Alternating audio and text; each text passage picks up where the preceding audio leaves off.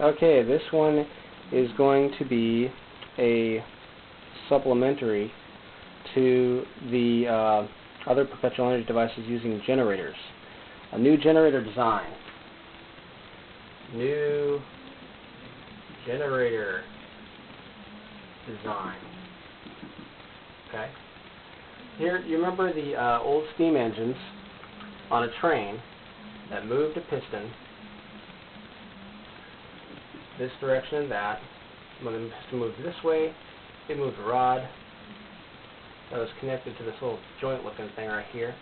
Here you have the wheel of the train, and you have this thing right here. Well, there's this rod went like this, and it kind of jointed off here. This kind of allows this to have movement, and it's connected to this right here.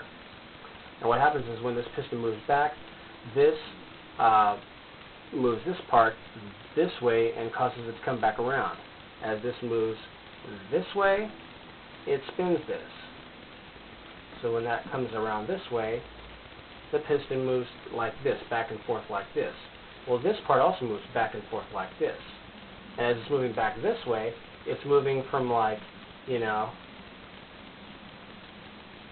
here around to here, from like right in this spot.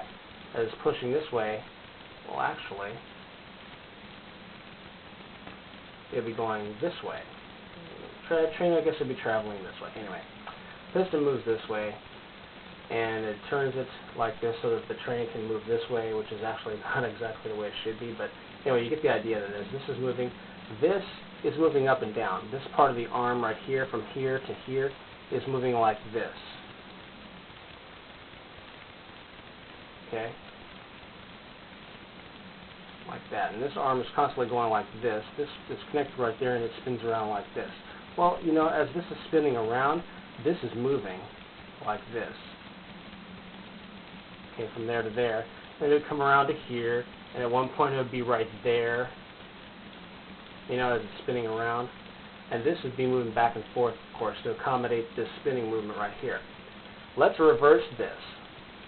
Let's say for a moment, let's erase a few things. Let's say this part, instead of having a steam engine creating energy over here to move this piston back and forth like this, so that we can spin this thing right here, spin the wheel to create motion on the steam engine, let's say generators over here. Same idea. I'm just going to rewrite it because I don't want it to look so messy.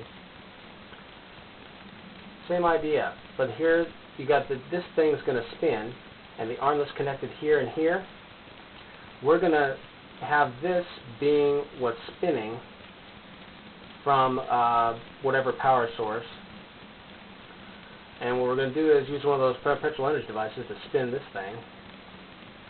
And this is going to be wrapped in copper coil, okay, and be a magnetic material where the piston is. So as it moves back and forth, if you've ever seen a demonstration of a wire over a magnet that has both ends, you know, north and south, as a wire, copper wire is moved back and forth over a magnet, copper wire, or the magnet is moved back and forth near a copper wire, electricity happens. Okay, all we need is movement. It doesn't have to be necessarily spinning inside a copper wire. The magnet doesn't have to necessarily be spinning like the current design. So what we do is, this is going to move back and forth in here as we're spinning this wheel, and it's connected to this, and of course as this spins, the reverse is true. If this is moving back and forth, it's moving this wheel, that you can move the wheel, and it will cause this to move back and forth over here. And those of you who are familiar with this design know what I'm talking about. So agitating it back and forth, we just need to get the distance correct. And instead of just, again, like spinning a magnet inside a coil, we can just simply move the magnet back and forth really fast. It's going to agitate the atoms in the copper coil just as if you were just simply spinning the magnet in circles, repetitive circles, continuous motion. This is going to move the magnet back and forth like this very fast. And we're going to have a little motor doing that right here. That's going to be spinning this wheel. As it's spinning, it's going to move this what used to be the piston is now a magnet moving back and forth inside the copper coil. So that's a new generator design. The effectiveness of it will be based on how far you move back and forth, how much copper wiring you got coiled, economies of scale again, things like that, but this is a possibility for a new generator design.